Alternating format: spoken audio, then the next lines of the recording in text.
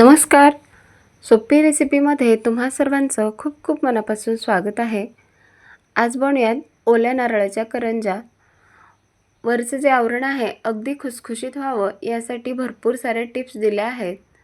कारण आज आपण ओल्या नारळाच्या करंज्या बनवत आहेत. तर बऱ्याचदा काय होतं, ओला नारळ वापरत असल्यामुळे वरचं जे आवरण आहे बऱ्याच वेळा ते नरम पडतं आणि खुसखुशीत राहत नाही.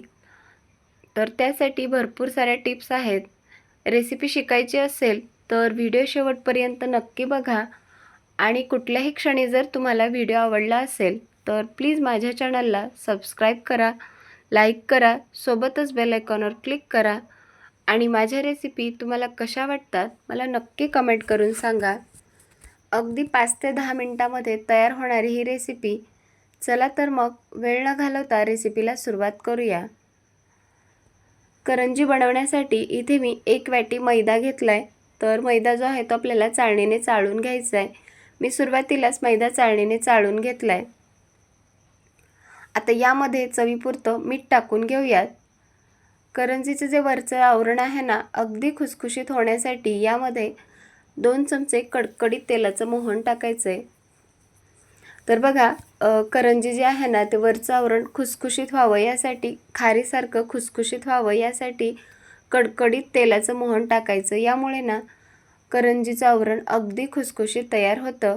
आता सुरुवातीला तेल खूप गरम आहे. चमच्याने थोडंसं मिक्स करून घेतलं आणि आता या मिश्रणाला ना अगदी रवाळ असं टेक्स्चर येईपर्यंत मिक्स करून घ्यायचं आहे. तेल जे आहे ते हाताने चांगलं या मैद्याला चोळून घ्यायचं आहे. यामुळे करंजी अगदी खुसखुशीत तयार होते.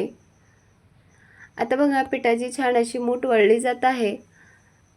तेलाचं मोहन पिठाला चांगलं बसलंय. आता आपण पीठ मळून घेऊयात. तर इथे मी पीठ मळण्यासाठी ना थोडंसं कोमट पाण्याचा वापर केलाय. तेल गरम होतं त्यामुळे कोमट पाणीच इथे वापरायचं, नाहीतर थोडेसे पिठावरती असे बबल्स आल्यासारखे होतात. त्यामुळे तुम्ही कोणतीही रेसिपी बनवत असाल, जर त्यामध्ये तुम्ही कडकडीत तेलाचं मोहन टाकलं ना तर त्यासाठी अगदी कोमट पाण्याचाच वापर करायचा आहे. तर बघा, पीठ मळून घेतलं. जास्त घट्टही नाही आणि अगदीच पातळही नाही, अगदी नरम असं हे पीठ मळून घेतलंय. जास्त घट्ट मळला तर करंजी व्यवस्थित लाटली जाणार नाही.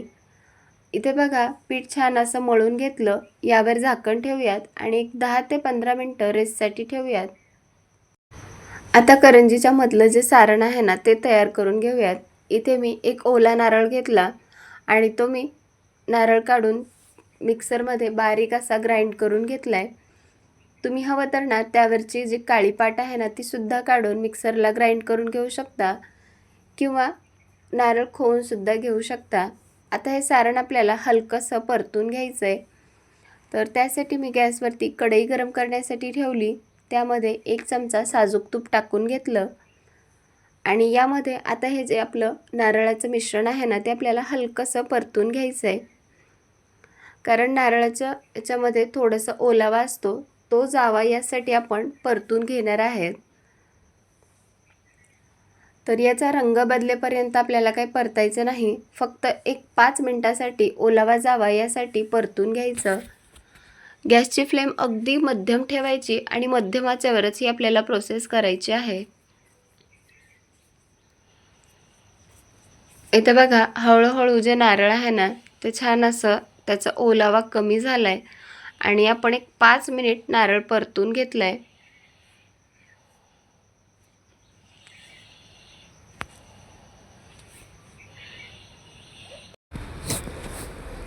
नारळाचं मिश्रण परतलं की यामध्ये आपण साखर टाकून घेऊयात.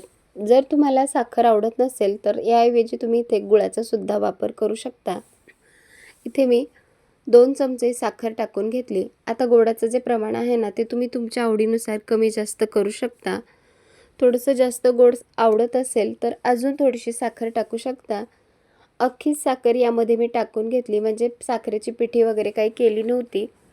कारण साखर या मिश्रणामध्ये टाकली की चांगली विरघळायला सुरुवात होते. आणि बघा, इथे आपली साखरसुद्धा चांगली विरघळली. तर अजून याला थोडासा ओलावा सुटतो. तर अजून 1 ते 2 मिनिटासाठी हे जे मिश्रण आहे ना ते परतून घ्यायचं. आता मिश्रण चांगलं परतून घेतलं. यामध्ये आपण काही ड्रायफ्रूट्स टाकून घेऊयात. आता हे जे ड्रायफ्रूट्स आहेत ना, ते अगदी ऑप्शनल आहेत. इथे मी एक 10 ते 12 काजू, 10 ते 12 बदाम आणि थोडेसे मनुक्याचे जे काप करून घेतले होते ते यामध्ये टाकून घेतले. आता हे सर्व चांगल्या प्रकारे मिक्स करून घेऊयात आणि आता आपण गॅस बंद करून घेऊयात, कारण जे मिश्रण आहे ना, ते आपल्याला जास्त वेळ सुद्धा परतायचं नाही, नाहीतर ते कडक सुद्धा होऊ शकतं. तर बघा, अगदी मस्त असं आपलं हे सारण तयार आहे. आता याला ना पूर्णपणे थंड करून घ्यायचं आहे आणि मगच आपल्याला करंजीमध्ये भरायचं आहे. जर तुम्ही गरम असताना भरलं तर करंजी व्यवस्थित होणार नाही. पूर्णपणे याला थंड करून घेऊयात. हे मिश्रण आपण फॅनखाली ठेवूयात. आता चला लगेचच आपण करंजी बनवायला घेऊयात. करंजी बनवण्यासाठी आपण जे पीठ मळून घेतलं होतं ना, ते सुद्धा आता एक 10 ते 15 मिनिटांमध्ये रेस्ट झाले. परत एकदा हाताने त्याला थोडंसं मळून घेऊयात आणि आता आपण लगेचच करंजी बनवून घेऊयात.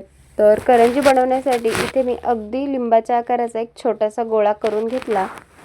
आता आपण याच्या पुऱ्या लाटून घेऊयात.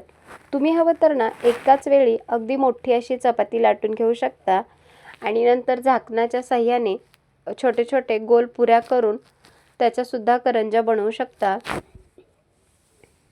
तुम्हाला जी पद्धत सोपी वाटते त्या पद्धतीने तुम्ही नक्की करू शकता. इथे मी एक पुरी लाटून घेतली. तर पुरी बघा ना, जास्त जाड ठेवायची नाही, अगदी ट्रान्सपरंट अशी पातळ पुरी लाटून घ्यायची. इथे बघा, अशी ही पुरी लाटून घेतली. आता आपण करंजी बनवूयात. तर इथे मी ना करंजी बनवण्यासाठी अशा ह्या साच्याचा वापर करणार आहे. आता ही करंजी आपण जी लाटी केली होती ना, ती साच्यावर ठेवूयात. त्याच्या कडेने आपण थोडंसं पाणी लावून घेऊयात. यामुळे करंजी अगदी व्यवस्थित अशी चिकटली जाईल, सुटणार नाही तेलामध्ये. आता जे सारण बनवलं होतं ते सुद्धा अगदी पूर्णपणे थंड झाले. सारण या साच्यामध्ये ठेवून घेऊयात आणि आता ही करंजी आपण बंद करून घेऊयात. आता बघा, करंजी तेलात सुटू नये म्हणून आपल्याला कडेने चांगलं प्रेस करून घ्यायचं आहे. जे एक्स्ट्राचं पीठ आलंय ना, ते काढून घ्यायचं, चांगलं प्रेस करायचं. यामुळे करंजी तेलात सुटणार नाही. आणि इथे बघू शकता तुम्ही, अगदी मस्त अशी आपली ही ओल्या नारळाची करंजी बनवून तयार आहे. आता बाकीच्या सुद्धा करंज्या आपण अशाच प्रकारे करून घेऊयात आणि मगच तळण्यासाठी घेऊयात. इथे बघा, मी सुरुवातीला एक 8 ते 9 करंज्या बनवून घेतल्यात. बाकीच्या पिठाच्या ना नंतर करून घेते आणि एवढ्याच करंज्या आता आपण तळून घेऊयात. तळण्यासाठी मी ऑलरेडी गॅसवरती तेल गरम करण्यासाठी ठेवलंय. तर बघा, सगळ्यात महत्त्वाची टिप्स म्हणजे करंजी तळत असताना तेल जे आहे ते अगदी कडकडीत धूर निघेपर्यंत आपल्याला तापवायचं नाही. मध्यम आचेवर तेल तापवून घ्यायचं आणि सुरुवातीला एक 4 ते 5 करंज्या कढईमध्ये सोडून घ्यायच्या. गॅसची फ्लेम अगदी मध्यम आहे आणि मध्यम आचेवरच या करंज्या तेलामध्ये सोडल्या. लगेच ढवळण्याची घाई करायची नाही. त्याला थोडंसं सेट होऊ द्यायचं आणि मग उलटपुलट करून घ्यायचं. आता बघा, करंजी तळत असताना ना एका बाजूने 1 ते 1.5 मिनिट आणि दुसऱ्या बाजूने 1 ते 1.5 मिनिट अशी ही करंजी तळून घ्यायची. जर तुम्ही हाय फ्लेमवर तळली तर जाईल. वरचा रंग जो आहे तो छान असा गोल्डन होईल, पण करंजी व्यवस्थित लागणार नाही. त्यामुळे अगदी मध्यम आचेवर करंजी तळायची. इथे बघा, करंजीला छान असा बदामी रंग आलाय आणि अगदी मस्त अशी आपली ही करंजी आता तळून झाली. तर झाऱ्यामध्ये काढून घेऊयात.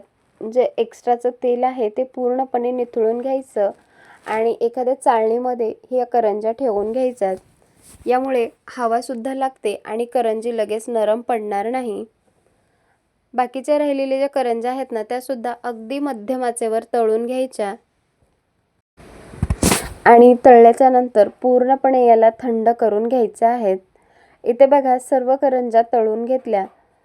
अगदी मस्त अशा या करंज्या तयार झाल्यात. आता जर तुम्ही अगदी जास्तच करंजी बनवली असेल ना, तर साठवून ठेवायची कशी? तर तुम्ही लगेचच गरम असतानाच एखाद्या हवाबंद डब्यामध्ये ही करंजी ठेवायची नाही, कारण डब्यामध्ये सुद्धा थोडीशी आर्द्रता असते. तर एखादी झिपलॉक बॅग किंवा आपली जी प्लास्टिकची पिशवी असते ना, त्यामध्येही थंड झाल्याच्या नंतर या करंज्या ठेवायच्या आणि मगच डब्यामध्ये साठवून ठेवायच्यात. वरचे आवरण अगदी खुसखुशीत तयार झाले. यामध्ये आपण कडकडीत तेलाचं मोहन टाकलं होतं. खारीसारखं इतकं खुसखुशीत झाले ना, अगदी 10 ते 15 मिनिटामध्ये या ओल्या नारळाच्या करंज्या आपण बनवल्या आहेत.